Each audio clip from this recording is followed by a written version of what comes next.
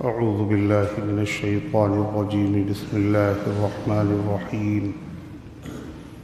إن الصفا والمروة من شعائر الله فمن حج البيت أو اعتمر فلا جناح عليه أن يطوف بهما ومن تطوع خيرا فإن الله شاكر عليم. إن الذين يكتمون ما أنزلنا من البينات والهدى من بعد ما بيناه للناس في الكتاب أولئك يلعنهم الله ويلعنهم اللاعنون إلا الذين تابوا وأصلحوا وبينوا فأولئك أتوب عليهم وأنا التواب الرحيم. إن الذين كفروا وماتوا وهم كفار أولئك عليهم لعنة الله والملائكة والناس أجمعين خالدين فيها لا يخفف عنهم العذاب ولا هم ينظرون. وإلهكم إله واحد لا إله إلا هو الرحمن الرحيم.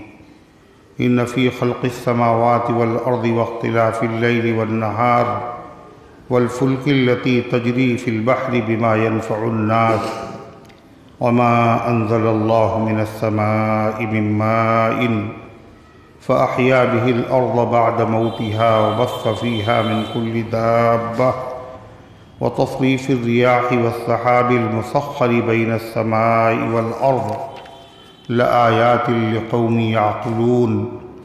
ومن الناس من يتخذ من دون الله أندادا يحبونهم كحب الله والذين آمنوا أشد حبا لله ولو يرى الذين ظلموا إذ يرون العذاب أن القوة لله جميعا وأن الله شديد العذاب. إذ تبرأ الذين اتبعوا من الذين اتبعوا ورأوا العذاب وتقطعت بهم الأسباب. وقال الذين اتبعوا لو أن لنا كرة فنتبرأ منهم كما تبرؤوا منا كذلك يريهم الله أعمالهم حسرات عليهم وما هم بخارجين من النار. صدق اللہ العظیم. محترم حضرات، سامعین کرام، حاضرین مسجد، عزیزوں اور بزرگوں، یہ قرآن مقدس کے دوسرے پارے کی سورہ بقرہ کی پاکیزہ، نورانی، مبارک، بعظمت، مطہر آیتیں ہیں.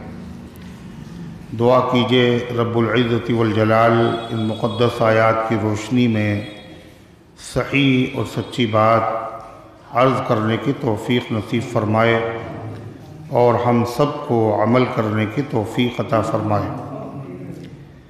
اللہ تعالیٰ نے اس سے پہلے کی آیات میں تذکرہ کیا تھا خانہ کعبہ کی عظمت، بزرگی اور اس کی تعمیر کا، اور اس کی تعمیر کے وقت معمار کعبہ ابراہیم علیہ السلام نے جو دعائیں مانگی تھیں ان دعاؤں کا تذکرہ تھا. ان دعاؤں میں ایک دعا یہ بھی ہے، ربنا ارنا مناسکنا وتب علینا انک انت التواب الرحیم. اے ہمارے رب، ہمیں حج کے مسائل سکھا دیجئے. آپ نے حج کرنے کا حکم دیا، حج کی فرضیت کا اعلان کیا، لیکن حج کرنے کا طریقہ بھی ہمیں سکھا دیجئے. ربنا ارنا مناسکنا، مناسک منسک کی جمع ہے جس کے معنی ہیں افعال حج. تو ہمیں حج کرنے کے، عمرہ کرنے کے طریقے بھی بتا دیجئے. چنانچہ حضرت ابراہیم علیہ السلام کو اللہ تعالیٰ نے حج کرنے کے طریقے، احکام، مسائل فرشتے کی رہنمائی میں سکھا دیے. انہی میں سے ایک عمل حج کا یہ بھی ہے کہ طواف کے بعد صفا اور مروہ یہ دو پہاڑیاں ہیں، ان کے درمیان حاجی لوگ سعی کرتے ہیں، یعنی دوڑ کر چلتے ہیں. اور یہ وہی مقام ہے جہاں حضرت حاجرہ اپنے بچے کی پیاس کو مٹانے کے لیے صفا پہاڑی سے مروہ پہاڑی تک دوڑی تھیں. انہوں نے 7 چکر لگائے تھے. پہاڑی پہ چڑھ کے دیکھتی تھی. اس کے بعد جیسے ہی نشیب میں آتی تھی تو بچہ اوجھل ہو جاتا تھا آنکھوں سے، اس لیے دوڑتی تھی اور مروہ پہ چڑھ جاتی تھی. پھر مروہ سے بچہ نظر آ رہا ہے، پھر پانی کی طلب میں دوڑتی تھی اور اس کے بعد صفا پہ چڑھ جاتی تھی. صفا سے مروہ 1 چکر، مروہ سے صفا دوسرا چکر، اس طرح 7 چکر. اس کو کہتے ہیں سعی بین الصفا والمروہ. تو یہ سعی جو امام احمد ابن حنبل رحمۃ اللہ علیہ کے نزدیک سنت ہے، امام شافعی امام مالک کے نزدیک فرض ہے، امام ابو حنیفہ رحمۃ اللہ علیہ کے نزدیک واجب ہے. اگر واجب چھوٹ جائے آدمی سے تو پھر اس کا طریقہ کیا، دم دینا پڑتا ہے. تو قرآن کریم کی اس آیت میں اسی سعی کا بیان ہے. اللہ تعالیٰ فرماتا ہے ان الصفا والمروۃ من شعائر اللہ، بے شک صفا اور مروہ یہ اللہ کے شعائر میں سے ہیں. شعائر شعیرہ کی جمع ہے. شعیرہ کہتے ہیں علامت، نشان. اللہ تعالیٰ کے دین کی جو علامتیں ہیں ان کو کہا جاتا ہے شعائر. اسلام کے وہ احکام جن کے ذریعے سے اسلام کا تعارف ہوتا ہے، علامت سے پہچانا جاتا ہے. اسلام کاہے سے پہچانا جاتا ہے؟ اس کے احکامات اور سے. جیسے اذان ہے، اسلام کے شعائر میں سے ہے. جب اذان ہوتی ہے ہر آدمی سمجھ جاتا ہے یہ مسلمان ہی ہے جو اعلان کر رہا ہے نماز کا ٹائم ہو گیا.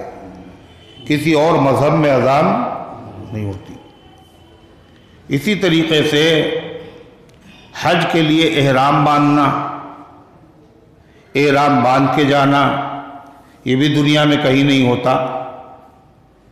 اسی طریقے سے خانہ کعبہ کے ارد گرد طواف کرنا، صفا مروہ کے درمیان میں سعی کرنا، قربانی کرنا، ختنہ کرنا، یہ سب وہ ایسے اسلامی احکامات ہیں جن کے ذریعے سے اسلام کا تعارف ہوتا ہے، پہچان ہوتی، ہر آدمی سمجھ جاتا ہے یہ اسلامی کام ہے اور اس کا کرنے والا مسلمان ہے. تو فرمایا صفا اور مروہ یہ اللہ کے شعائر میں سے ہیں، اللہ کے دین کی علامات میں سے ہیں. صفا اور مروہ کے درمیان میں چلنا اور دوڑنا یہ دین اسلام کی نشانیوں میں سے.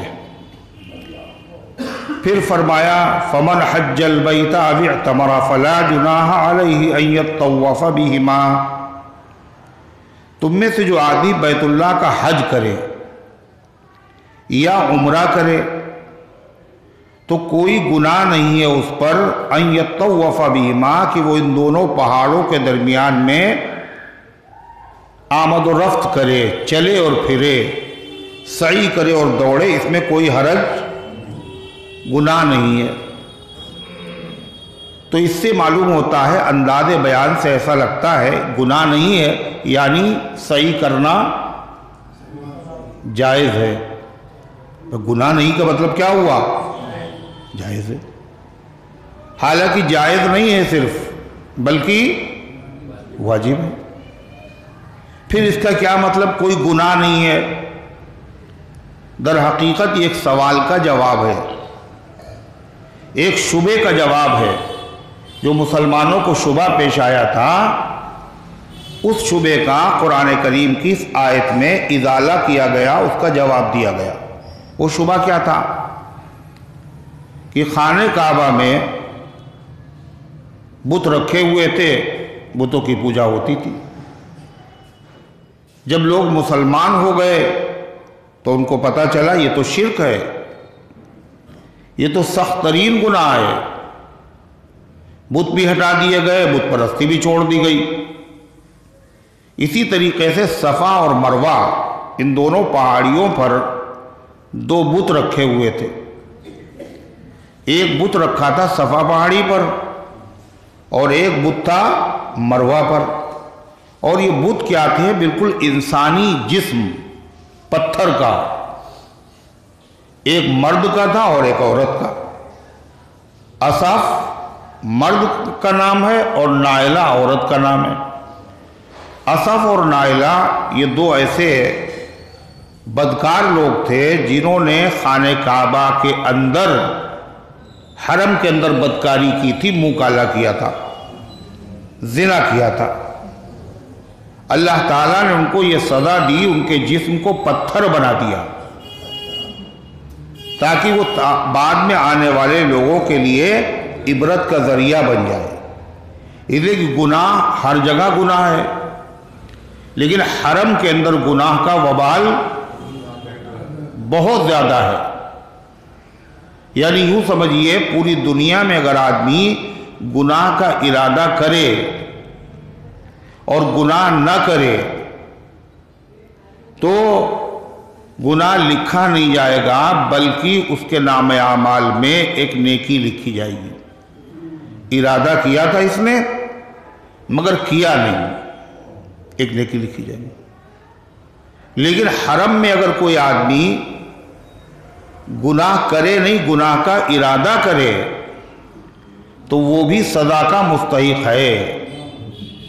وَمَن يُرِدْ فِيهِ بِإِلْحَادٍ بِظُلْمٍ نُذِقْهُ مِنْ عَذَابٍ أَلِيمٍ۔ اللہ کہتا جو ارادہ کرے گا فیہی، اس میں، حرم میں، الحاد کا، بددینی کا، برے کام کرنے کا، ظلم کے ساتھ، تو ہم اسے بدترین عذاب کا مزہ چکھائیں گے۔ اس لیے حرم وہ جگہ ہے، چونکہ ان دونوں نے زنا کیا تھا، یہ تو بہت قبیح عمل ہے، بہت ہی برا کام ہے، اس لیے اللہ تعالیٰ نے ان کو یہ سزا دی، ان کے جسم کو پتھر کی شکل میں تبدیل کر دیا۔ عبرت کے لیے لوگوں نے اس کو عبرت کے لیے ایک کو رکھ دیا صفا پہاڑی پر، ایک کو رکھ دیا مروہ پہاڑی پہ، تاکہ لوگ عبرت حاصل کریں، حرم میں گناہ کرنے سے بچیں۔ مگر جب زمانہ گزرتا گیا، جہالت غالب آ گئی، تو لوگوں نے یہ سمجھا کہ صفا و مروہ کے درمیان میں جو دوڑا جاتا ہے، سعی کی جاتی ہے، یہ انہی بتوں کی وجہ سے کی جاتی۔ کہا ان کو سزا ملی، مگر جہالت کا نتیجہ یہ ہوا کہ لوگ یہ سمجھنے لگے صفا مروہ کی تعظیم اس لیے ہے، ان بتوں کی وجہ سے ہے۔ جب اللہ کے نبی صلی اللہ علیہ وسلم نے نبوت کا اعلان کیا اور شرک کی حرمت کا اعلان کیا، اور اس کے بعد لوگ مسلمان ہو گئے، تو ظاہر بات ہے انہوں نے یہ سمجھا اپنے دل میں کہ اس کی تو صحیح جو ہوتی تھی وہ تو بتوں کی وجہ سے ہوتی تھی، دو بت رکھے تھے اصف و نائلہ، ان کی وجہ سے۔ اسلام میں بت پرستی حرام ہے، لہذا اب یہ تعظیم بھی گناہ ہوگا، یہ تو بتوں کی وجہ سے ہو رہی تھی، اور اسلام نے بت پرستی سے منع کیا ہے۔ تو اب صفا مروہ کے درمیان میں دوڑنا گویا کہ یہ جاہلیت کا کام تھا، یہ بتوں کی تعظیم تھی، اب ہم مسلمان ہو چکے ہیں، لہذا ہمیں اس کے درمیان میں دوڑنا نہیں چاہیے، اگر ہم دوڑیں گے تو یہ گناہ ہوگا۔ یہ ان کے دل میں شبہ پیدا ہوا۔ اللہ تعالیٰ نے قرآن کریم کی اس آیت میں اس کا جواب دیا۔ یہ صفا اور مروہ کے درمیان جو سعی ہو رہی ہے، یہ بتوں کی وجہ سے نہیں ہے، یہ اصف و نائلہ کی تعظیم نہیں ہے، بلکہ یہ حکم الہی ہے، یہ ابراہیم علیہ السلام کی سنت ہے، یہ حضرت حاجرہ کا مبارک عمل ہے۔ اللہ تعالیٰ نے اس کو حج اور عمرہ کرنے والوں کے لیے لازم کر دیا ہے۔ یہ گناہ نہیں ہے، بلکہ یہ تو امر خیر ہے، یہ تو ثواب کا کام۔ اللہ تعالیٰ فرماتا ہے فَمَنْ حَجَّ الْبَيْتَ أَوِ اعْتَمَرَ، حج اور عمرہ تو لفظ آئے، جو حج کرے تو عمرہ کرے۔ حج فرض ہے اور عمرہ سنت ہے۔ حج زندگی میں ایک مرتبہ فرض ہے اور عمرہ زندگی بھر میں ایک مرتبہ سنت ہے۔ اگر کوئی عمرہ ساری زندگی نہ کرے تو اللہ کے وہاں کوئی اس کی پکڑ نہیں ہے، لیکن اگر اس نے حج نہیں کیا تو اس کی بڑی پکڑ ہے۔ فرمایا جو حج کر سکتا تھا اور اس نے حج نہیں کیا اور اس کو اسی حالت میں موت آ گئی تو کوئی پرواہ نہیں ہے مجھے، چاہے وہ یہودی ہو کے مرے اور چاہے عیسائی ہو کے مرے۔ یعنی ایمان پر خاتمہ اس کا یقینی نہیں ہے، بڑے خطرے ہیں، وہ بغیر ایمان کے دنیا سے چلا جائے۔ کیوں؟ اس نے بغاوت کی ہے، اس نے سرکشی کی ہے۔ حج جیسے فریضے کو اس نے قدرت کے باوجود، طاقت کے باوجود چھوڑ دیا ہے۔ وَمَنْ كَفَرَ فَإِنَّ اللَّهَ غَنِيٌّ عَنِ الْعَالَمِينَ وَلِلَّهِ عَلَى النَّاسِ حِجُّ الْبَيْتِ مَنِ اسْتَطَاعَ إِلَيْهِ سَبِيلًا، اور لوگوں پر اللہ کی رضا کے لیے بیت اللہ کا حج کرنا فرض ہے۔ من استطاع الیہ سبیلا، جو وہاں جانے کی طاقت رکھتا ہے۔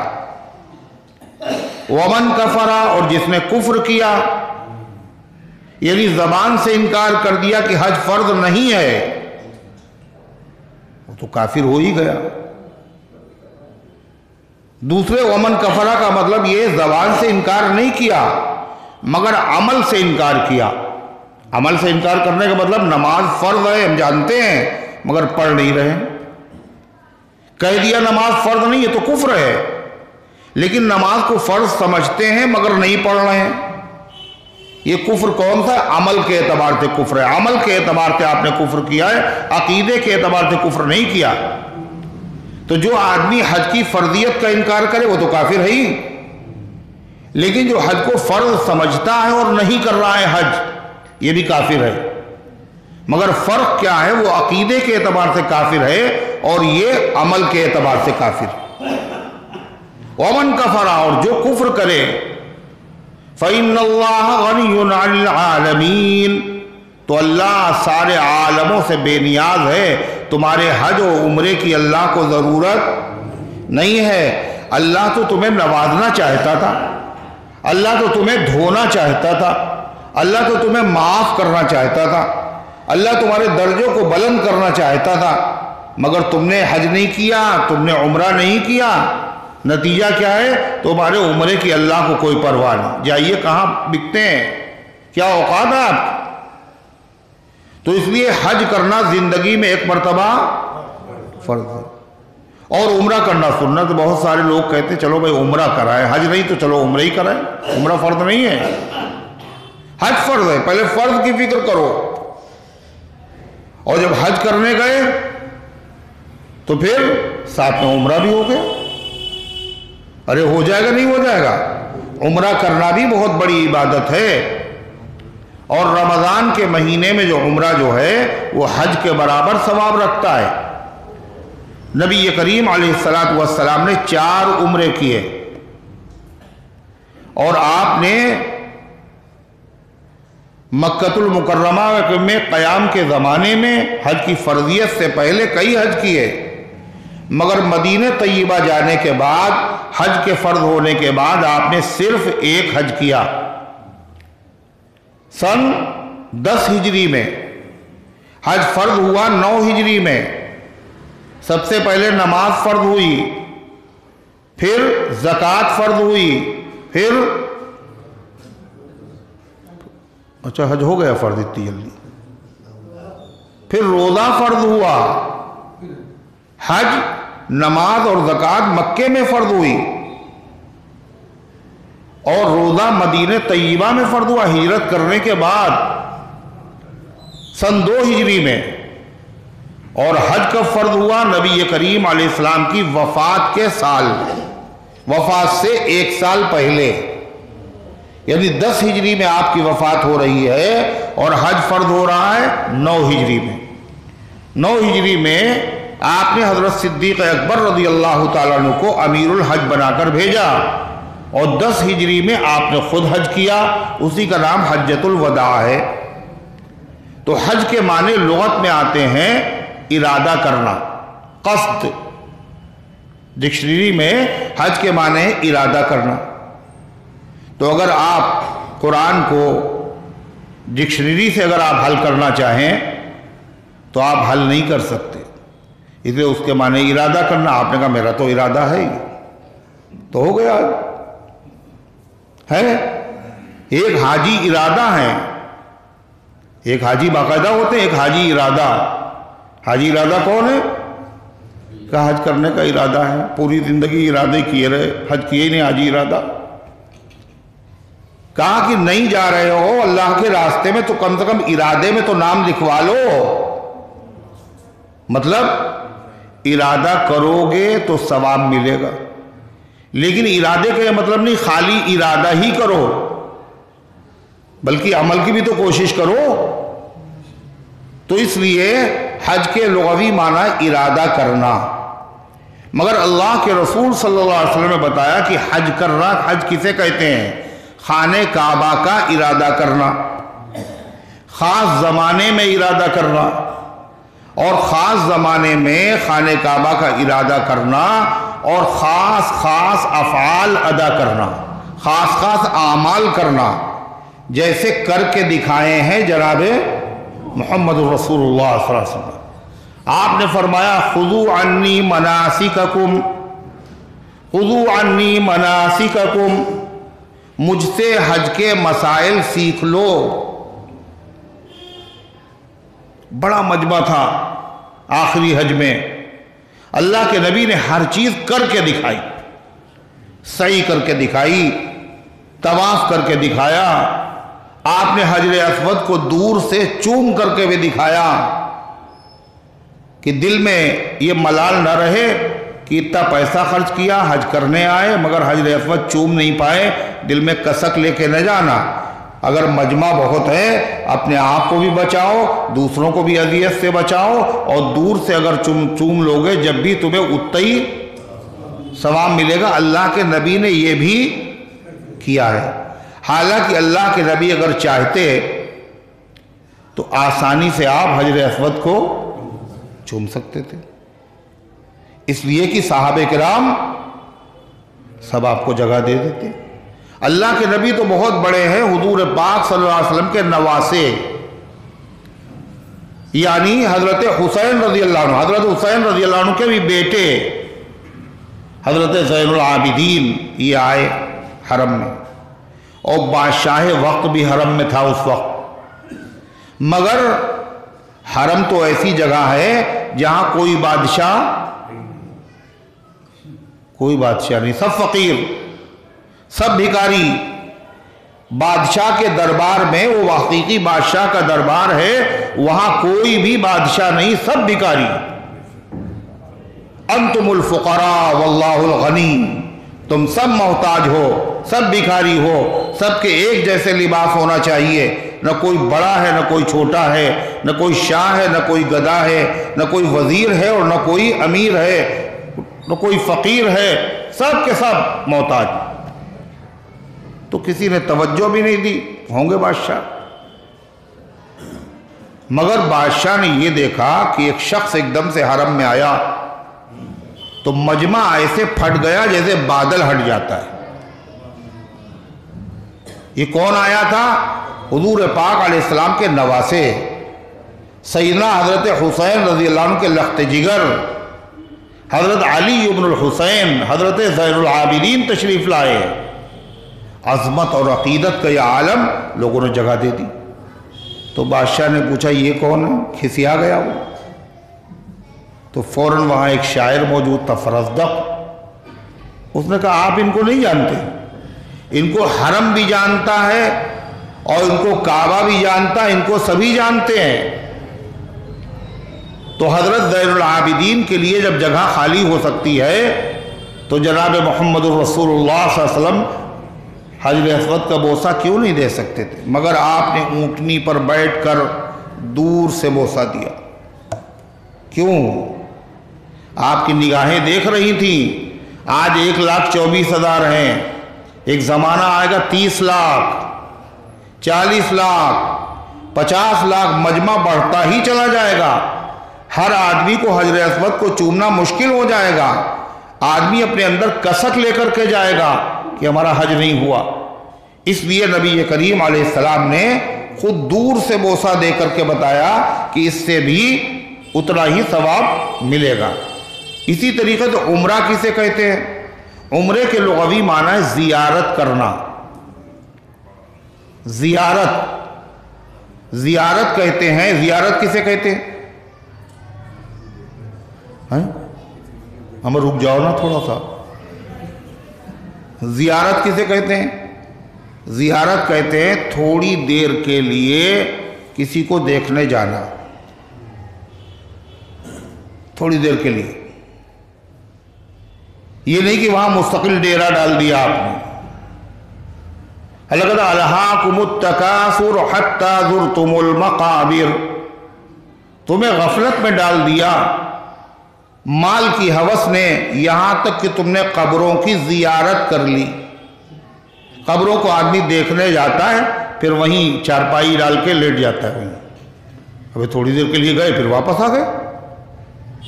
اس کو کہتے ہیں زیارت. زیارت کرنے والے کو کہتے ہیں زائر. زائر مانے زیارت کرنے والا. زائر حرم، حرم کی زیارت کرنے والا. اور جس کی زیارت کی جائے اس کو کہتے ہیں مزار. کیا کہتے ہیں اسے؟ مزار. زیارت کی جگہ جس کی زیارت کی گئی. کسی بزرگ کی اگر آپ زیارت کرنے کے لیے گئے اور وہ زندہ ہیں تو وہ مزار ہیں اور آپ زائر ہیں. آپ سوچتے قبر ابر تو ہے نہیں یہاں کوئی تو مزار کیسے؟ مزار کا مطلب جس کی زیارت کی جائے وہ ہے مزار. وہ زندہ بھی ہو سکتا ہے کہ مردے کی زیارت کی جاتی ہے. زندوں کو بھی کی جاتی ہے مردوں کو بھی کی جاتی ہے. تو غرضے کی عمرے کے معنی ہے زیارت کرنا. خانہ کعبہ کی صرف زیارت کا نام عمرہ نہیں ہے. زیارت بھی ہوتی ہے اور اس میں ساتھ ساتھ طواف بھی کیا جاتا ہے اور سعی بھی کی جاتی ہے. بھئی یہی دو عمل ہے جس کا نام عمرہ ہے. اللہ کے نبی علیہ السلام نے عمرے کیے، صحابہ نے بھی عمرے کیے. عمرہ بہت بڑی عبادت ہے. حضرت فاروق اعظم عمر بن خطاب رضی اللہ تعالیٰ عمرہ کرنے کے ارادے سے چلے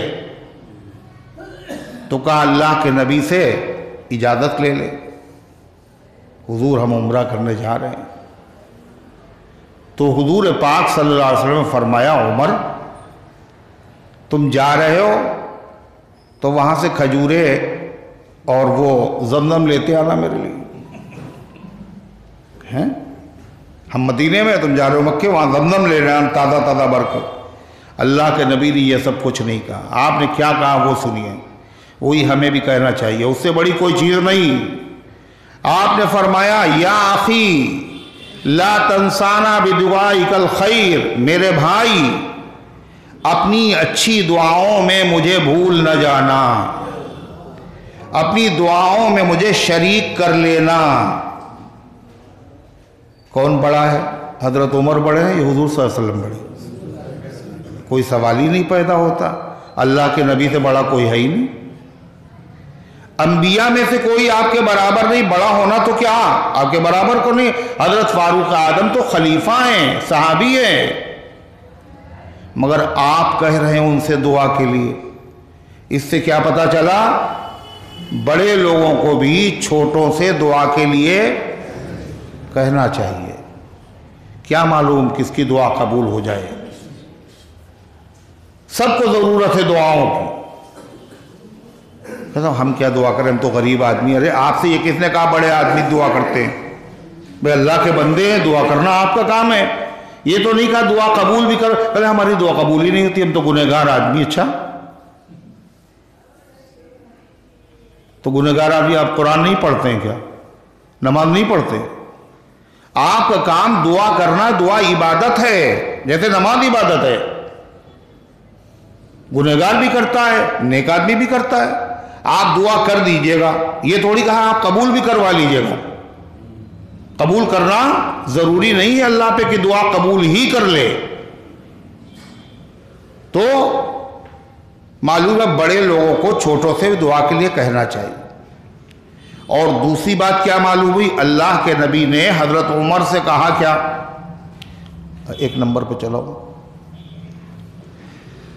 کیا کہا حضور پاک صلی اللہ علیہ وسلم نے؟ کس انداز سے دعا کی درخواست کی؟ کیا کہا؟ یا اخی، اے میرے بھائی، دعاؤں میں بھول نہ جانا. حضور نے حضرت عمر کو کیا کہا؟ میرے بھائی. اس سے پتہ چلتا ہے حضور پاک علیہ السلام کو حضرت عمر سے کتنی محبت تھی. اللہ کے نبی محبت کریں، جس سے نبی محبت کرتا ہے اس سے اللہ بھی محبت کرتا ہے. اور جس سے اللہ محبت کرتا ہے تو اللہ تعالیٰ جبریل سے کہتا ہے، جبریل آسمانوں میں اعلان کر دو اللہ فلاں بندے سے محبت رکھتا ہے، تم بھی محبت کرو. اور پھر وہ جبریل زمین پہ آ کے اعلان کرتے ہیں، اے زمین والو، اللہ فلاں بندے سے محبت کرتا ہے، تم بھی محبت کرو. تو ہر چیز کائنات کی اس بندے سے محبت کرنے لگتی ہے. اللہ حضرت عمر سے محبت کرتا ہے، نبی حضرت عمر سے محبت کرتے ہیں. حضرت عمر سے تمام ایمان والے شریف لوگ محبت کرتے ہیں. حضرت عمر سے جو نفرت کرتا ہے وہ ایمان والا نہیں ہو سکتا، وہ شریف بھی نہیں ہو سکتا، وہ شریف بھی نہیں ہو سکتا. اللہ محبت کرے، نبی محبت کرے، صحابہ محبت کرے، اہل بیت محبت کریں، علی محبت کریں، اور تم علی کا نام لیتے رہو، حضرت عمر کو گالیاں دیتے رہو. صرف شیطان نفرت کرتا ہے، اور انسانوں میں سے شیطان ہو یا جنوں میں سے شیطان ہو، دونوں حضرت عمر سے نفرت کرتے. حضرت عمر حق کی علامت ہیں. حضرت عمر کتنے محبوب ہیں. حضرت علی سے پوچھئے، بات کہیں اور جائے گی. میں عرض یہ کر رہا تھا، ان الصفا والمروہ من شعائر اللہ، صفا اور مروہ یہ دونوں پہاڑ ہیں، مگر یہ اللہ تعالیٰ کے درمیان میں چلنا اور دوڑنا اور سعی کرنا یہ اللہ کے دین کی نشانیوں میں سے ایک نشانی ہے. فمن حج البیت، جو حج کرے بیت اللہ کا، او اعتمر، یا وہ عمرہ کرے، فلا جناح علیہ ان یطوف بہما، تو اس پر کوئی حرج نہیں ہے، کوئی گناہ نہیں ہے ان دونوں پہاڑوں کے درمیان میں وہ سعی کرے. کوئی گناہ نہیں. گناہ نہیں ہونے کا مطلب سمجھے؟ جائز نہیں، واجب ہے. گناہ نہ ہونا کیوں کہا گیا؟ اس لیے کہ زمانے جاہلیت کے لوگ بت کی وجہ سے صفا مروہ کی تعظیم کرتے تھے. مسلمانوں کو یہ دل میں خیال پیدا ہوا اس کے درمیان میں بتوں کی وجہ سے دوڑا جاتا ہے، لہذا یہ ہم نہیں دوڑیں گے تو گناہ ہوگا. اللہ کہہ رہا نہیں، بتوں کی وجہ سے نہیں یہاں سعی کی جاتی ہے، یہ تو حکم الہی ہے، لہذا کوئی گناہ نہیں. پھر گناہ نہیں، پھر یہ کیا ہے؟ امر خیر ہے، بھلائی کا کام.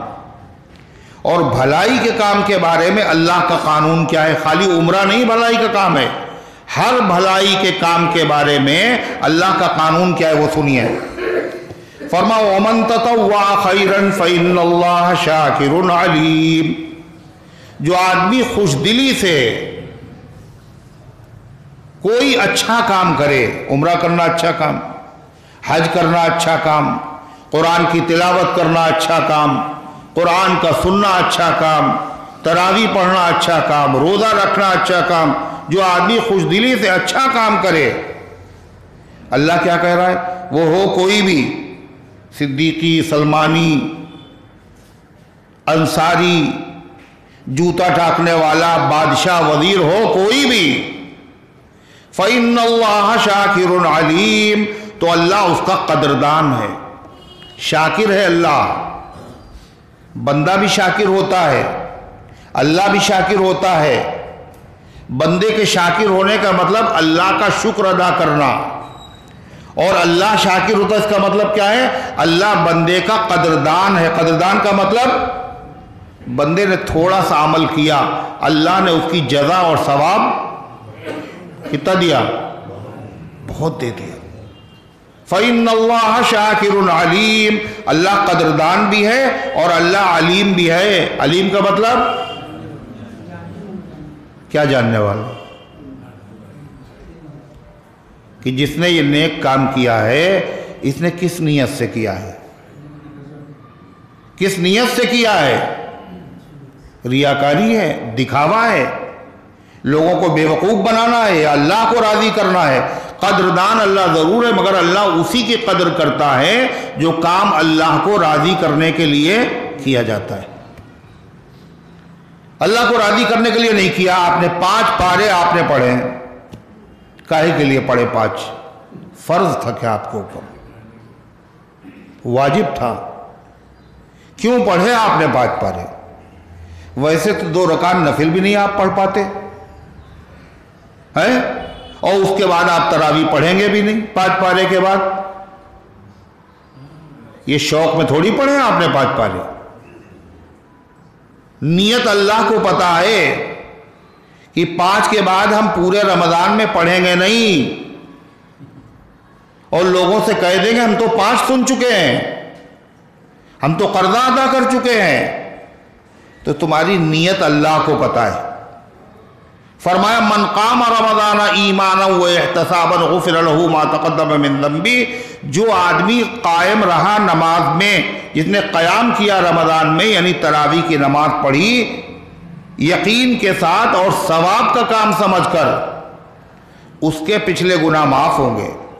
جس نے ثواب کے لیے نہیں پڑھا، لوگوں کی زبان سے بچنے کے لیے پڑھا، دکھاوے کے لیے پڑھا، تو اللہ جانتا ہے بہت سے لوگ ایسے ہیں جو روزہ رکھیں گے، بھوکے رہنے کے علاوہ ان کو کچھ نصیب نہیں ہوگا۔ بہت سے ایسے ہیں جو رات میں جاگیں گے، تراویح کی نماز پڑھیں گے، جاگنے اور خالی نقل و حرکت کے علاوہ ان کو کچھ نہیں ملے گا۔ کیوں؟ نیت پہ معاملہ ہے۔ نیت کیا ہوتی ہے؟ نیت کاہے سے بنا ہے معلوم؟ اب نیت بنا ہے نوات۔ نوات عربی میں کہتے ہیں گٹھلی کو، گٹھلی۔ اکلت التمرۃ ولفظت النوات، میں نے کھجور کھا لی اور گٹھلی پھینک دی۔ تو گٹھلی جو ہوتی ہے اگر وہ اچھی ہوتی ہے تو اس سے درخت بھی اچھا نکلتا ہے، اگر گٹھلی اگر خراب ہے تو اس سے اچھا پیڑ نہیں نکلے گا۔ نیت اگر تمہاری اچھی ہے جبھی اللہ کے وہاں قدر ہے، اور اگر نیت پہ تمہاری فساد ہے تو اللہ تعالیٰ کو اس کی کوئی حاجت ویسے بھی ضرورت نہیں ہے، تمہاری کوئی قدر نہیں۔ کیا نیت ہے 5 پارے پڑھنے کی؟ بتائیے، واضح ہو گئی؟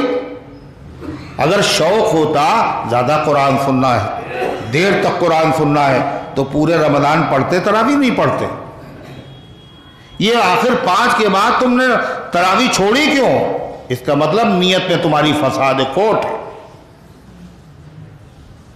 کھڑے ہوئے ہیں، کلے بدل رہے ہیں، اور اسی لیے جب رکوع کیا جا رہا تو نیت باندھ کے شامل ہو گئے۔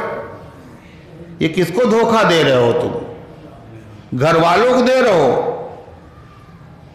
کس کو دھوکہ دے رہے ہو؟ اللہ کو دے رہے ہو تم۔ اللہ کو نہیں معلوم ہے؟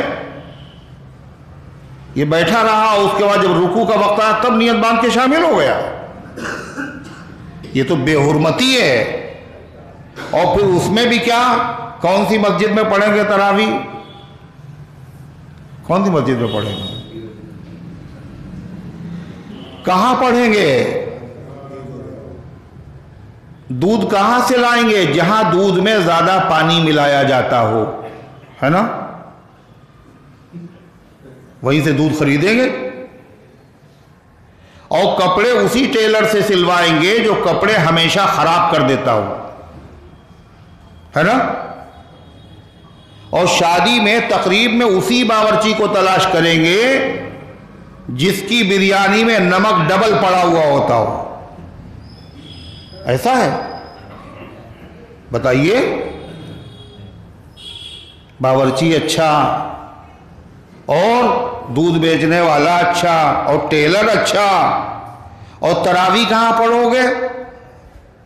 جو امام بہت تیزی کے ساتھ پڑھتا ہو، ہے کچھ سمجھ ہی میں نہ آتا ہو. غفوراً شکوراً، بھئی یہی سمجھ میں، غفورا شکورا. جہاں پہ رک گئے بس وہی سمجھ میں آیا. کوئی لقمہ کیا دے، کہیں ایک لقمہ نہیں لیا انہوں نے. لقمہ کوئی دے کیسے؟ اس لیے کہ لقمہ جب سمجھ میں نہیں آ رہا تو لقمہ کون دے گا؟ اور اگر کسی نے لقمہ دے دیا تو سارے مقتدیوں کو غصہ آ رہا، آج دیر ہو جائے گی، آج ٹائم زیادہ لگ جائے گا. یہ قرآن کے ساتھ مذاق ہے، مذاق. آپ کو پتہ نہیں یہ ہے کیا جو آپ تراویح میں سن رہے ہیں.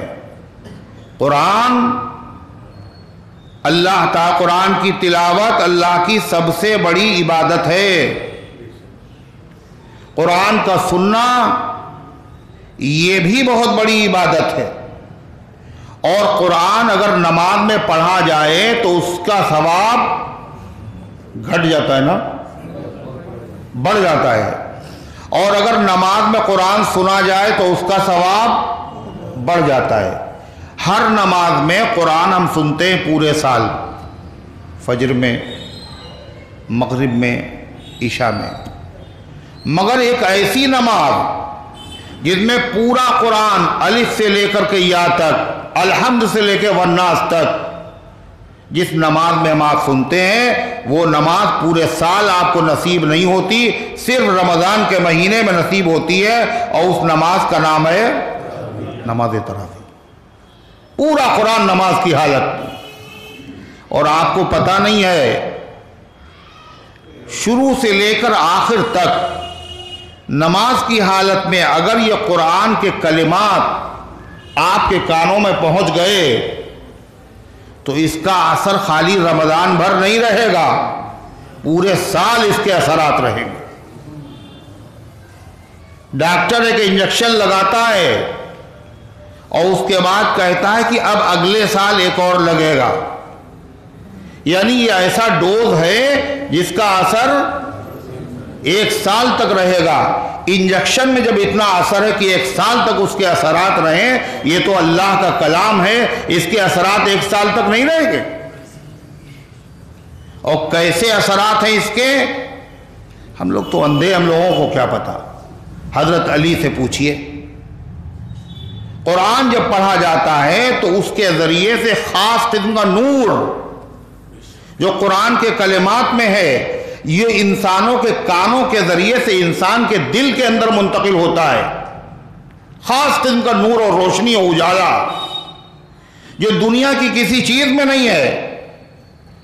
یہ حضرت علی کو نظر آیا تھا. حضرت علی نے دیکھا تراویح ہو رہی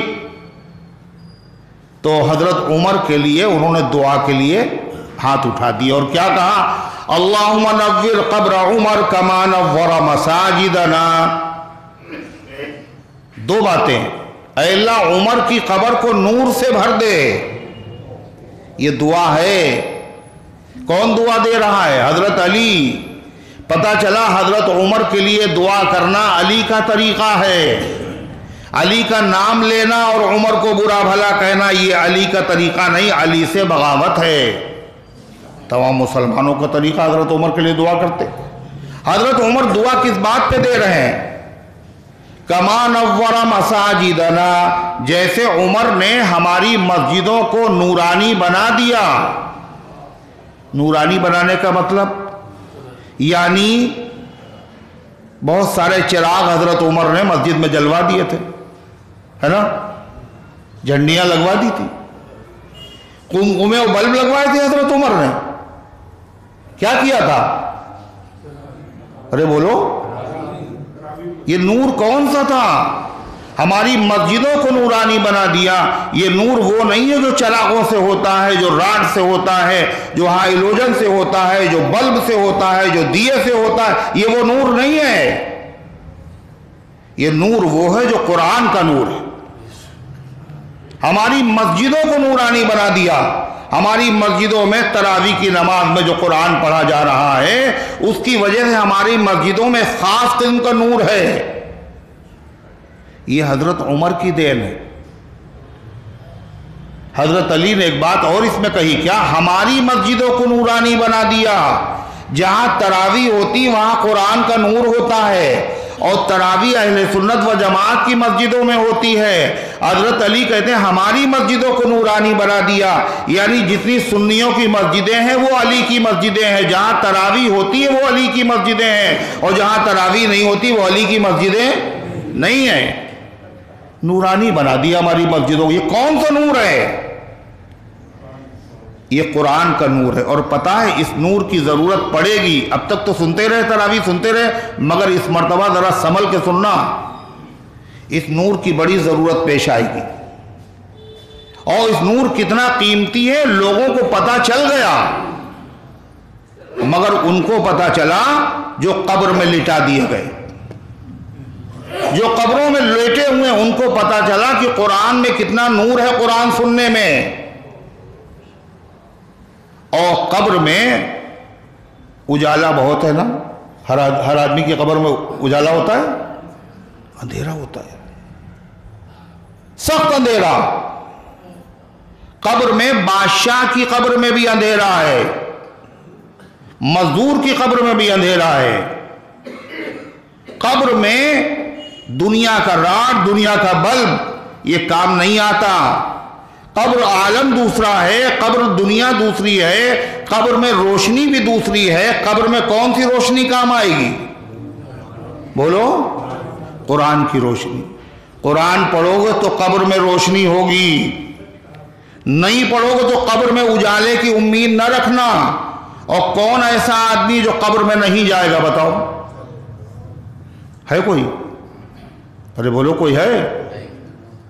سب کو قبر میں جانا ہے، اور سب کی قبر میں اندھیرا، اور سب کو نور کی ضرورت ہے۔ یہ نور قبر میں نہیں ملے گا، یہ نور اسی دنیا میں لے کر کے جاؤ، اسی دنیا سے کما کے جاؤ، اس دنیا سے اکٹھا کر کے جاؤ۔ یہ نور رمضان میں بٹے گا، تراویح کی نماز میں۔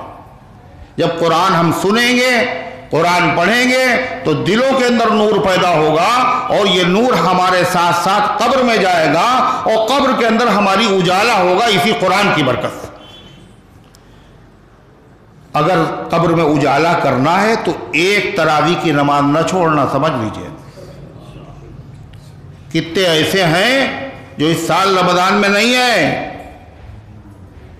قبروں میں جا چکے، ان کو اجالے کی ضرورت ہے، مگر وہ 2 رکعت اب پڑھ نہیں سکتے۔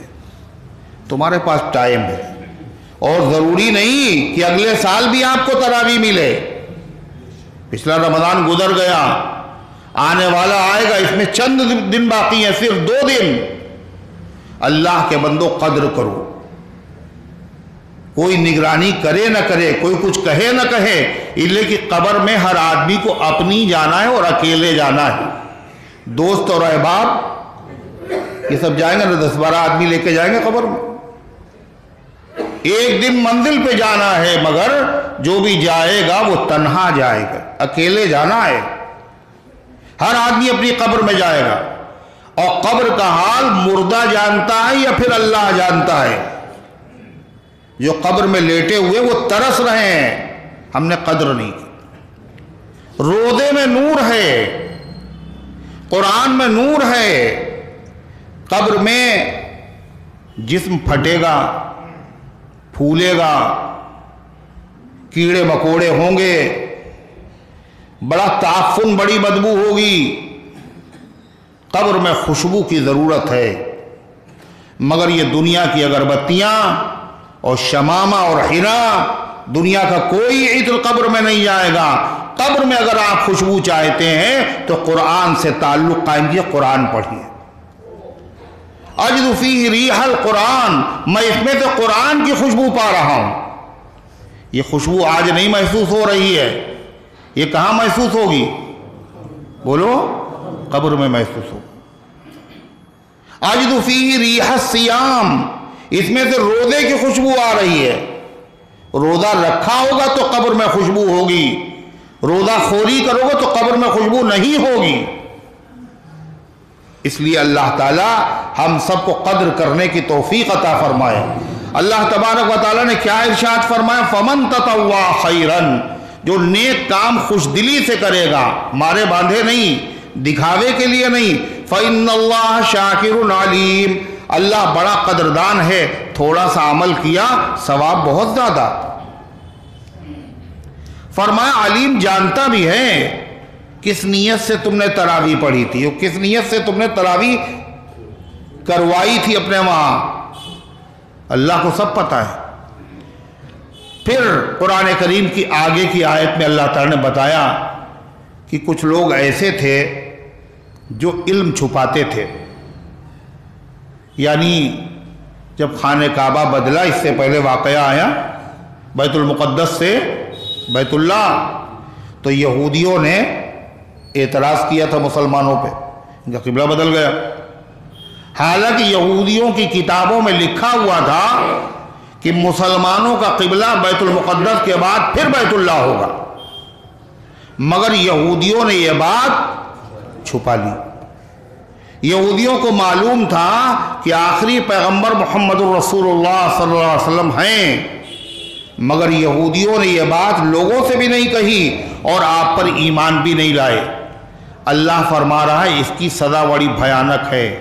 جس علم کی دنیا کو ضرورت ہو اور وہ آدمی علم کو چھپا لے تو اللہ کے وہاں بڑا مجرم ہے، اس کی سزا بھی بڑی بھیانک ہے۔ کیا ہے سزا؟ سنیے، ان الذین یکتمون ما انزلنا من البینات، بے شک وہ لوگ جنہوں نے چھپاتے ہیں ما انزلنا، جو ہم نے نازل کیے واضح احکام، والہدا اور ہدایت کی باتیں، من بعد ما بیناہ للناس، اس کے بعد کہ ہم نے وہ ساری چیزیں کھول دی لوگوں کے لیے، فی الکتاب، توریت میں ہم نے بیان کر دیا اور پھر بھی چھپا رہے ہیں۔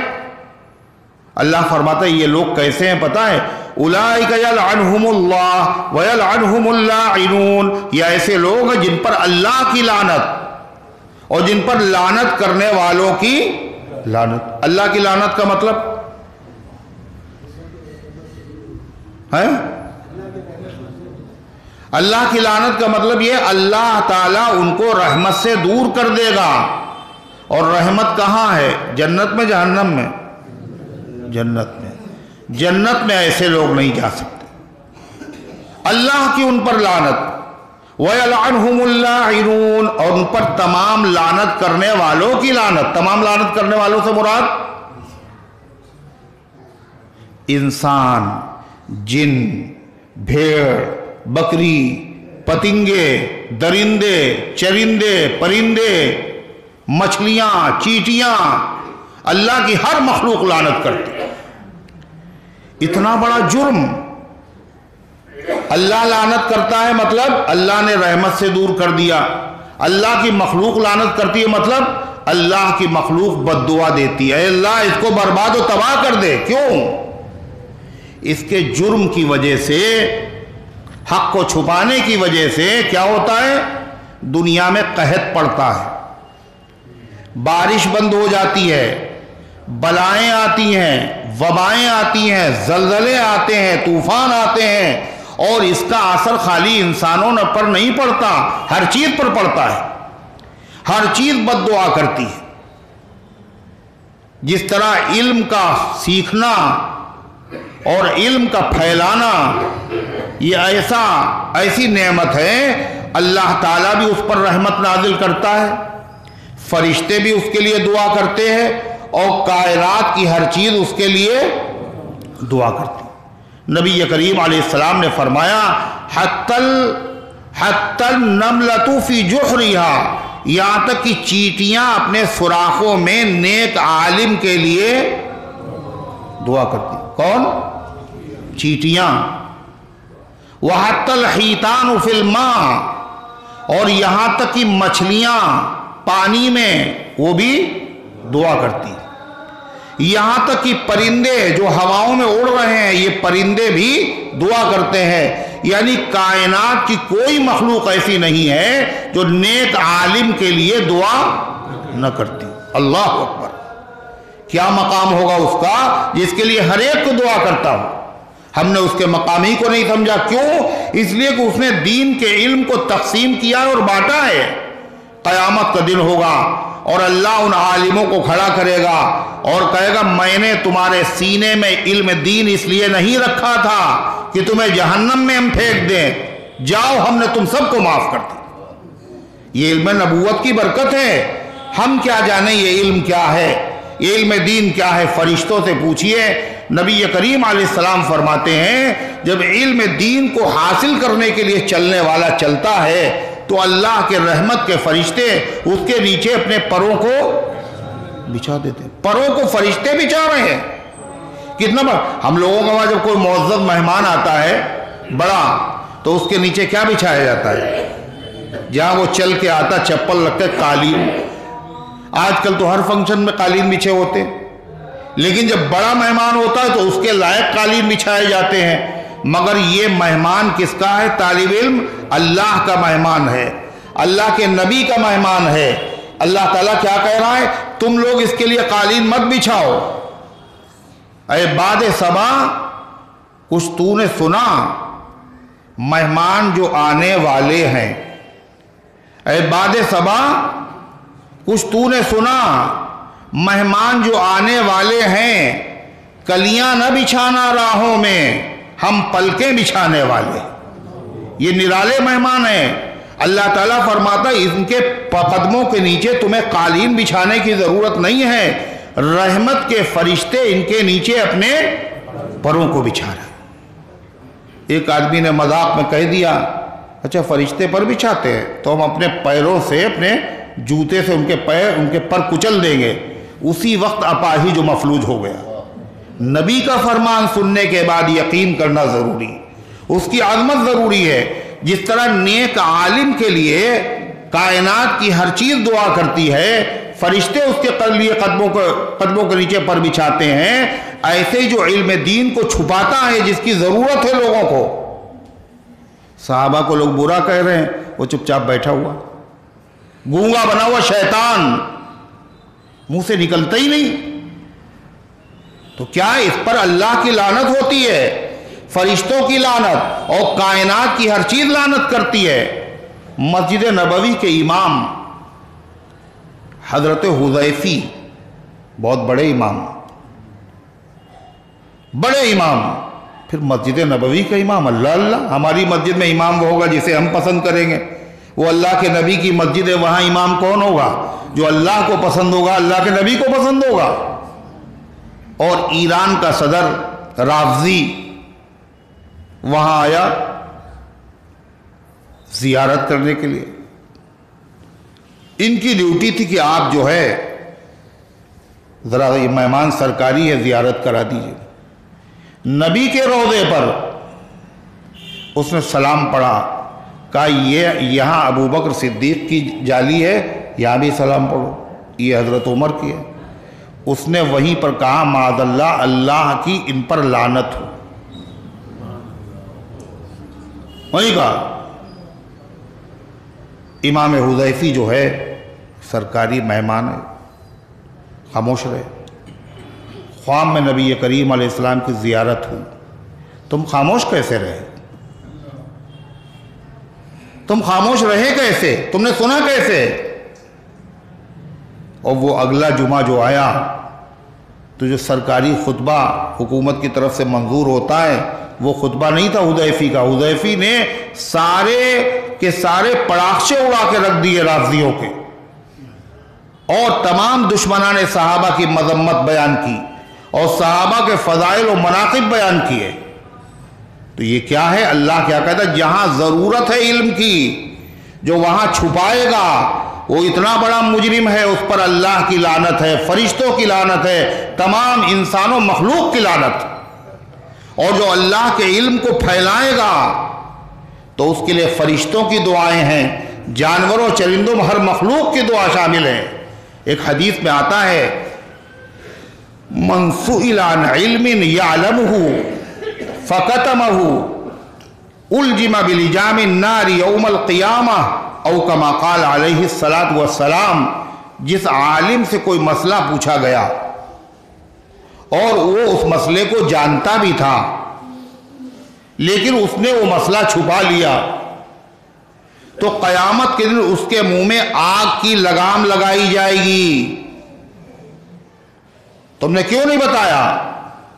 حضرت ابو ہریرہ رضی اللہ عنہ فرماتے قرآن کی یہی وہ آیت ہے جس کی وجہ سے میں نے نبی کریم علیہ السلام کی ہر حدیث کو خوب بیان کیا کہ علم ہے، کہیں چھپ نہ جائے، کہیں یہ وعید ہمارے ذمہ لازم نہ آ جائے، اس وعید کا کہیں ہم نشانہ نہ بن جائیں، مگر اس میں خاص بات کی ضرورت ہے۔ کسی نے مسئلہ پوچھا کسی عالم سے، انہوں نے مسئلہ نہیں بتایا، تو انہوں نے دیکھا فتویٰ بڑی جلدی لگتا ہے، ان سے مسئلہ پوچھا انہوں نے بتایا نہیں، حدیث میں آتا جو نہیں بتائے گا اس کے منہ میں آگ کی۔ دیکھیے یہ ایسے مولوی ہیں، مسئلہ نہیں بتایا انہوں نے۔ جلد بازی مت کرو، فتویٰ لگانا آپ کا کام نہیں۔ آپ نے عالم سے مسئلہ پوچھا، ضروری نہیں کہ ہر عالم کو ہر مسئلہ معلوم ہو۔ حضرت مولانا عبدالسلام صاحب رحمۃ اللہ علیہ وبرد اللہ مضجعہ، ان کے پاس ایک صاحب آئے، انہوں نے مسئلہ پوچھا، حضرت نے مسئلہ بتایا، کہنے حضرت یہ مسئلہ میں نے فلاں ندوے کے عالم تھے، میں نے ان سے پوچھا اور انہوں نے نہیں بتایا۔ حضرت سمجھ گئے یہ کیا کہنا چاہتا ہے۔ حضرت نے فرمایا اس کا مطلب وہ عالم نہیں ہے کیا؟ انہوں نے مسئلہ اگر آپ کو نہیں بتایا یا اس وقت ان کے ذہن کیا وہ عالم نہیں ہے؟ حضرت نے ڈانٹا، ضروری ہے عالم کو ہر مسئلہ معلوم ہو اور ہر وقت ذہن میں موجود ہو۔ تو وہ آدمی جس کو مسئلہ معلوم نہیں ہے وہ کیا کرے؟ بھائی اس وقت میرے ذہن میں نہیں ہے، ہم آپ کو دیکھ کے بتائیں گے، یا فلاں عالم ان سے پوچھ لیجئے۔ کوئی موجود ہی نہیں بتانے والا ہو، اس کو معلوم ہے مگر یہ لوگوں کی رعایت میں ڈر میں نہیں بتا رہا ہے، ہماری پوزیشن خراب ہو جائے گی، ہماری مقبولیت گھٹ جائے گی، لوگ ہمیں نشانہ بنا لیں گے، یہ ناراض ہو جائیں گے، یہ اس کے لیے وعید ہے۔ فرمایا حدیث کے الفاظ دیکھیے پہلے، جس سے مسئلہ معلوم کیا گیا اور وہ جانتا بھی تھا، اگر نہیں جانتا تھا اس نے کہہ دیا ہمیں نہیں معلوم تو اس کے لیے یہ حکم نہیں ہے۔ اور کیا پتا چلا؟ مسئلہ وہی بتائے جو جانتا ہو۔ اور آج کل دو کام بڑے آسان ہیں، ایک دوا بتانا اور دوسرے مسئلہ بتانا، چاہے معلوم ہو یا نہ معلوم ہو۔ ایک صاحب کہنے لگے دیکھیے صاحب اس مسجد میں جو امام، اس مسجد کی بات نہیں دوسری مسجد، کہنے لگے اس مسجد میں جو امام ہے یہ جو کھڑے ہوتے ہیں وہ جگہ امام کا جو مصلی وہ چھجے پہ بنا ہوا ہے اور امام کی جگہ ٹھوس ہونی چاہیے، یعنی نیچے سے اوپر تک زمین ہی زمین ہو، بیچ میں خلا نہ ہو، ورنہ نمازی نہیں ہوگی۔ اللہ جانے کہاں سے یہ مسئلہ لے کر کے آئے، وہ مسئلہ بتا رہے ہیں، باقاعدہ علی اعلان فتوے دے رہے ہیں نماز نہیں ہوگی۔ تو ایسے بھی لوگ ہیں۔ فرمایا کہ ایسے جس سے مسئلہ پوچھا گیا وہ جانتا بھی تھا، کوئی دوسرا وہاں بتانے والا اگر تھا اس نے کہا دوسرے سے پوچھ لو تو اس کے لیے یہ حکم نہیں ہے۔ تیسری بات کیا ہے؟ وہ مسئلہ ایسا نہ ہو کہ بتانے سے لوگ فتنے میں مبتلا ہو جائے، بجائے اصلاح ہونے کے اور گمراہی پھیل جائے۔ ایک صاحب سے ایک عالم سے پوچھا گیا بتائیے تراویح 8 رکعت ہے یا 20 رکعت؟ وہ بہت بڑے عالم ہیں، بہت ان کو سنا جاتا ہے اور وہ چل رہا ہے یوٹیوب کے اوپر کلپ ان کا کہ صاحب 8 رکعت جو ہے وہ کہتے ہیں کہ 20 رکعت ثابت ہے مگر ضعیف حدیث سے ثابت ہے، اور 8 رکعت جو ہے یہ بخاری کی روایت سے ثابت ہے، حضور صلی اللہ علیہ وسلم 8 رکعت سے زیادہ نہیں پڑھتے تھے۔ اب آپ یہ بتائیے، یہ انہوں نے مسئلہ بتایا ہے، ادھورا مسئلہ بتایا ہے جس سے بجائے لوگوں کی اصلاح کے کنفیوز ہوں گے لوگ، نہیں ہوں گے۔ آپ یہ بتائیے جو ضعیف حدیث آپ کے نزدیک ہے مگر اس حدیث پر ہر صحابی نے عمل کیا ہو، بولیے آپ، وہ ضعیف حدیث مان لیے تھوڑی دیر اگر ضعیف حدیث بھی ہے مگر جس پر تمام صحابہ نے عمل کیا ہو، کسی صحابی نے اس سے اختلاف نہ کیا ہو، تو اس حدیث پہ عمل کیا جائے گا، یا جس پر کسی امت میں کسی عالم کسی صحابی نے عمل نہ کیا ہو اس پر عمل کیا جائے گا؟ کائے پہ عمل کیا جائے گا؟ سنت جو کام نبی نے کیا بار بار کیا، یہ کون جانے گا سنت کیا ہے؟ صحابہ جانے گا نا۔ اگر تراویح کی نماز پڑھائی تھی نبی کریم علیہ السلام نے 3 دن تو کس کو پڑھائی تھی؟ بڑے پیر صاحب کو، صحابہ کو پڑھائی تھی نا۔ وہ سارے صحابہ نماز پڑھ رہے ہیں 20 رکعت، ایک بھی ان میں سے یہ نہیں کہتا اللہ کے نبی نے تو 8 پڑھائی تھی، آپ 20 کیوں پڑھا رہے ہیں؟ ایک بھی آدمی نوٹ اختلافی نہیں لگاتا۔ علامہ ابن تیمیہ رحمۃ اللہ علیہ فرماتے ہیں 20 رکعت تراویح کی نماز ہی سنت ہے۔ کیوں سنت ہے؟ کہتے لِأَنَّهُ أَقَامَهُ بَيْنَ الْمُهَاجِرِينَ وَالْأَنصَارِ وَلَمْ يُنْكِرْ عَلَيْهِ أَحَدٌ۔ کہتے ہیں اس لیے کہ فاروق اعظم نے 20 رکعت تراویح کی نماز مسجد نبوی میں ابی ابن کعب رضی اللہ عنہ کے پیچھے جو پڑھوائی تھی تو تمام مہاجر صحابہ انصار صحابہ موجود تھے اور کسی نے اس پر اعتراض نہیں کیا۔ اور وہ 8 رکعت والی جو حدیث ہے، رمضان جہاں شروع ہوتا ہے یہی سے شروع ہو جاتا، 8 رکعت 20 رکعت 8 رکعت 20 رکعت۔ یہ 8 رکعت والی جو روایت ہے وہ عائشہ صدیقہ رضی اللہ عنہا کی ہے۔ وہ فرماتی ہیں رمضان غیر رمضان میں اللہ کے نبی 8 رکعت سے زیادہ نہیں پڑھتے تھے، رمضان میں بھی اور رمضان کے علاوہ بھی۔ تو رمضان میں تو تراویح پڑھی جاتی ہے، غیر رمضان میں بھی تراویح پڑھی جاتی ہے۔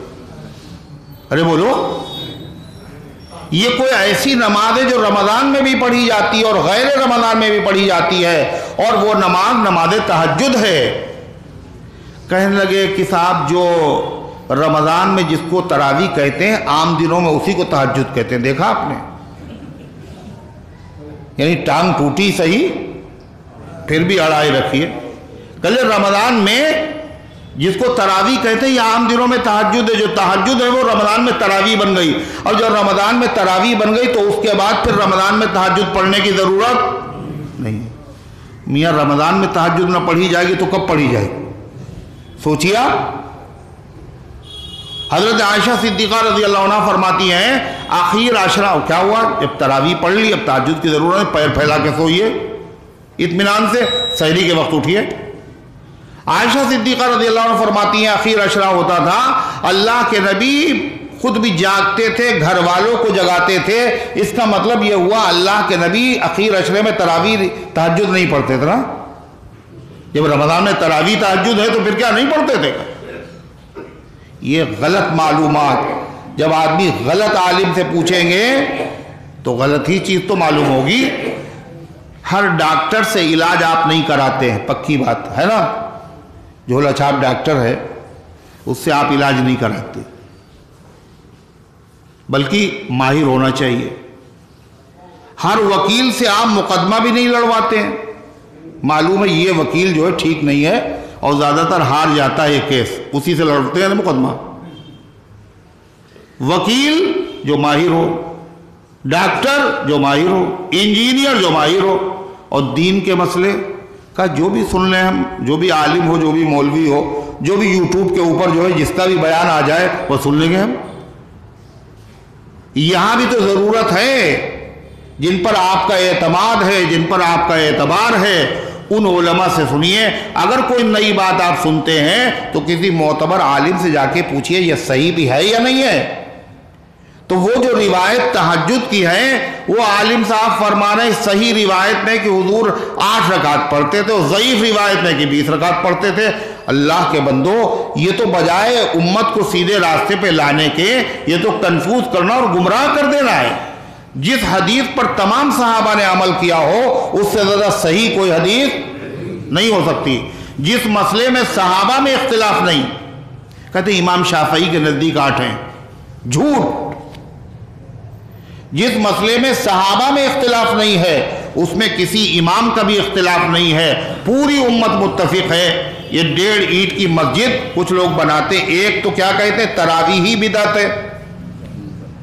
جانتے ہیں آپ ان کو، پہچانتے ہیں؟ ان کے وہاں تراویح نہیں ہوتی، اکیلے انہی کے وہاں نہیں ہوتی تراویح بدعت، اللہ نے محروم کر دیا۔ دوسرے وہ کہتے ہیں کہ صاحب 20 رکعت بدعت ہے، تراویح تو نہیں بدعت ہے، مگر کتنی بدعت ہے؟ 20 بدعت 8 رکعت صحیح ہے۔ حقیقت کیا ہے؟ صحابہ بدعتی تھے کیا؟ بھائی بتائیے، جن کے بارے میں کہا رضی اللہ عنہم ورضوا عنہ، جن کے بارے میں کہا اللہ تعالیٰ نے والذین تبعوہم بإحسان، جن کی جو پیروی کرے گا وہ بھی جنتی، جن سے اللہ راضی ہو چکا، وہ سب کتنی پڑھتے تھے؟ 20 رکعت۔ فاروق اعظم کے زمانے میں، عثمان غنی کے زمانے میں، علی مرتضیٰ رضی اللہ عنہ کے زمانے میں حضرت علی رضی اللہ عنہ فرض پڑھاتے تھے اور وتر، اور باقی امام 20 رکعت تراویح کی نماز پڑھاتا تھا، اور 3 رکعت وتر کی الگ۔ تو غرضے کی فرمایا کہ مسئلہ اس سے پوچھے جو آدمی مسئلہ جانتا بھی ہو، اگر نہیں جانتا پھر بتائے گا تو گناہ گار ہوگا۔ پھر اس مسئلے کا بتانا ضروری ہے جس مسئلے کے بتانے سے لوگوں میں فتنہ نہ پیدا ہو۔ حضرت علی نے فرمایا کلم الناس علی قدر عقولہم، لوگوں سے ان کی عقل کے مطابق بات کرو، ایسے مسئلے نہ بتاؤ جس کی وجہ سے لوگ بجائے مطمئن ہونے کے کنفیوز ہو جائیں، گمراہی میں مبتلا ہو جائے۔ تو اللہ تعالیٰ فرماتا ہے اولئک یلعنہم اللہ ویلعنہم اللاعنون، یہ ایسے لوگ ہیں جن پر اللہ تعالیٰ کی لعنت ہے اور ان پر لعنت کرنے والوں کی لعنت ہے۔ الا الذین تابوا واصلحوا وبینوا فاولئک اتوب علیہم، مگر وہ لوگ جو توبہ کر لے۔ پہلے چھپایا تھا کہ آخری نبی نہیں ہے، پھر بتا دیا نہیں یہی آخری نبی ہے، اور مسلمانوں کا واقعی یہی قبلہ ہے، ہماری کتاب میں لکھا ہوا ہے، مگر جو توبہ کر لیں اور اصلاح کر لیں، اور بینوا، اور جو بات چھپائی تھی وہ بیان کر دیں، یعنی مسلمان ہو جائیں۔ فَأُولَئِكَ أَتُوبُ عَلَيْهِمْ، یہ مجرم تو بہت بڑے تھے، اللہ ان کو رحمت سے دور کر دیا تھا، کائنات کی ہر چیز ان پر لعنت کر رہی تھی، لیکن جب انہوں نے توبہ کر لی اللہ کہتا میں ان کی توبہ کو قبول کر لوں گا۔ وَأَنَا التَّوَّابُ الرَّحِيمُ، اور میں توبہ کو قبول کرنے والا، رحم کرنے والا۔ إِنَّ الَّذِينَ كَفَرُوا وَمَاتُوا وَهُمْ كُفَّارٌ، مگر وہ لوگ جنہوں نے کفر کیا، حقیقت کو چھپایا، ایمان نہیں لائے اور مرے اس حال میں کہ کافر تھے، کفر ہی کی حالت میں مرے، مرتے دم تک کافر رہے، اللہ فرماتا اولئک علیہم لعنت اللہ والملائکۃ والناس اجمعین، ان پر اللہ کی لعنت ہے، فرشتوں کی لعنت ہے اور تمام انسانوں کی لعنت ہے۔ ایسا آدمی جنت میں کبھی کون؟ جو کفر کی حالت میں بولو مرا ہو۔ کوئی کافر بھی اگر ہے، آپ کو نہیں پتا یہ کفری کی حالت میں مرا ہے، ہو سکتا ہے اس نے توبہ کر لی ہو، جب تک پتا نہ ہو یہ کفر کی حالت میں مرا ہے اس پر لعنت کرنا بولو کیا جائز ہے؟ پھر کیا ہے بتاؤ دانش؟ غلط ہے، خالی لعنت کرنا ناجائز ہے۔ کس پر؟ کس پر؟ ارے بولو، کافر آدمی، مگر آپ کو یقین نہیں ہے کفر ہی کی حالت میں مرا تو لعنت کرنا جائز نہیں۔ اور کفر کی حالت میں کون مرا ہے یہ آپ کو پتا ہے؟ بولیے، ایمان کی حالت میں کون مرا ہے؟ کوئی تھرمامیٹر آپ کے پاس؟ یہ تو اللہ ہی جانتا ہے۔ معلوم ہے کسی پر لعنت کرنا جائز نہیں ہے۔ ہاں ابو جہل مرا ہے کفر کی حالت میں، ابو لہب مرا ہے، کیوں؟ قرآن کہہ رہا ہے۔ تو جب کافر پر لعنت کرنا جائز نہیں ہے تو ایمان والے پر لعنت کرنا کیسے جائز ہو سکتا ہے؟ لعنت کے معنی اللہ کی رحمت سے دور ہو گیا، جنت میں نہیں جائے گا، یہ فتویٰ آپ دیں گے، یہ ڈگری آپ دیں گے؟ یہ تو اللہ ہی کو معلوم۔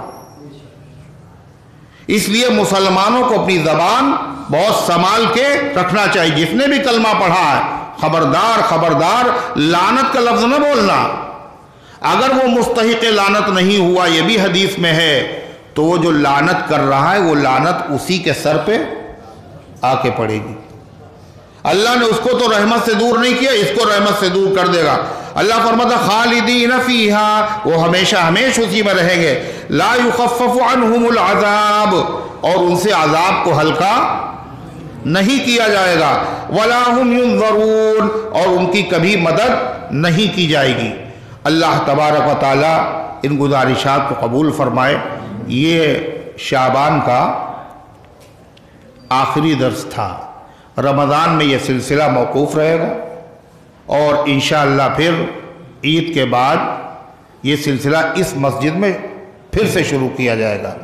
رمضان تک کے لیے اس کو ملتوی کیا جاتا ہے، اور رمضان کے سلسلے میں اللہ تعالیٰ سے دعا کر لیجئے، اور وہی دعا جو نبی کریم صلی اللہ علیہ وسلم نے فرمائی تھی، کیا کہ اے اللہ ہمیں رمضان مبارک تک ہمیں پہنچا دیجئے، یعنی رمضان کا مہینہ ہمیں پھر سے عطا فرما دیجئے۔ اور کیسے؟ صحت کے ساتھ، عافیت کے ساتھ، خیرات اور برکات کی پوزیشن میں۔ پتہ چلا کہ رمضان تو ملا مگر آکسیجن لگا ہوا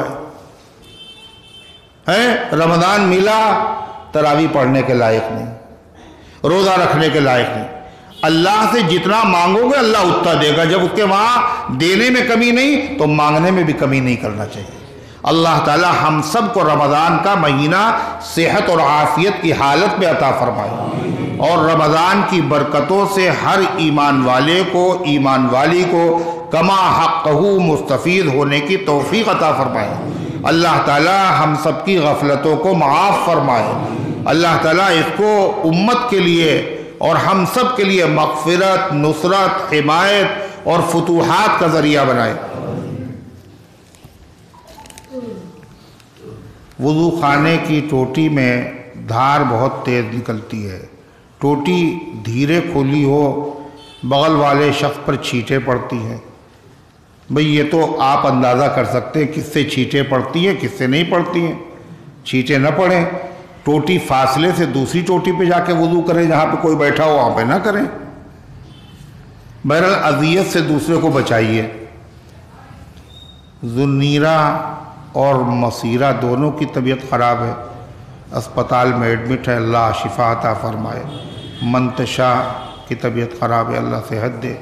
محمد عادل کا انتقال ہو گیا، انا للہ و انا الیہ راجعون، اللہ تعالیٰ مغفرت فرمائے۔ محمد بلال کی طبیعت خراب ہے، اللہ شفا عطا فرمائے۔ عبد القادر اور محمد شفیق کی اہلیہ اور عراف کی والدہ اور نامعلوم امت میں کتنے لوگ ہیں جو بیمار ہیں، اللہ تعالیٰ سے دعا کیجیے اللہ تعالیٰ سب کو شفاء کاملہ عاجلہ مستمرہ دائمہ عطا فرمائے۔ اللہم صلی علی سیدنا وعلی آل سیدنا کما تحب و ترضى عدد ما تحب و ترضى۔ اللہم انت السلام ومنک السلام تبارکت یا ذا الجلال والاکرام۔ ربنا آتنا فی الدنیا حسنہ وفی الآخرۃ حسنہ وقنا عذاب النار۔ اللہم احفظنا من کل بلاء الدنیا وعذاب الآخرہ۔ اللہم بلغنا رمضان، اللہم ارحمنا بالقرآن۔ اے اللہ ہم سب کی حاضری کو اپنی رحمت سے قبول فرما، ایمان کامل عطا فرما، اعمال صالحہ کی توفیق عطا فرما۔ اے اللہ صحت اور عافیت کے ساتھ ہم سب کو رمضان تک پہنچا دے۔ اے اللہ رمضان کی برکتوں سے کما حقہ فیضیاب ہونے کی توفیق عطا فرما۔ سارے عالم میں ہدایت کی ہواؤں کو چلا دے، اپنے دین کی خدمت کے لیے۔ اللہ ہم سب کو قبول فرما لے۔ ہم میں سے جو بیمار ہیں ان کو شفا عطا فرما، جو حاجت مند ہیں ان کی حاجتوں کو پورا فرما۔ اے اللہ جو غلط مقدمات میں پاخوذ ہیں عزت کے ساتھ، اجلت کے ساتھ ان کو رہائی عطا فرما۔ اے اللہ مساجد کی، مدارس کی، مراکز اسلامیہ کی، حرمین شریفین کی، مسجد اقصیٰ کی حفاظت فرما۔ اے اللہ ہمارے ملک کی، ہمارے وطن کی، ہمارے شہر کی فرقہ پرستوں کی شرارت سے حفاظت فرما۔ اے اللہ عالم اسلام میں امن و امان قائم فرما۔ اے مالک جہاں کہیں تیرے بندے پریشان حال غیب سے ان کی مدد فرما۔ جو دنیا سے جا چکے ان سب کی مغفرت فرما۔ جنہوں نے دعاؤں کے لیے کہا ہے یا لکھا ہے یا ان کا ہم پر حق ہے یا وہ امید رکھتے ہیں، اللہ ان سب کے نیک مقاصد میں کامیابی نصیب فرما۔ جو دنیا سے جا چکے ہیں اللہ ان سب کو معاف فرما۔ ہم سب کو اسلام پر زندہ رکھ، ایمان پر موت دے، ایمان والوں کے ساتھ حشر فرما۔ آمین یا رب العالمین۔ وصلی اللہ علی النبی الکریم برحمتک یا رحمت۔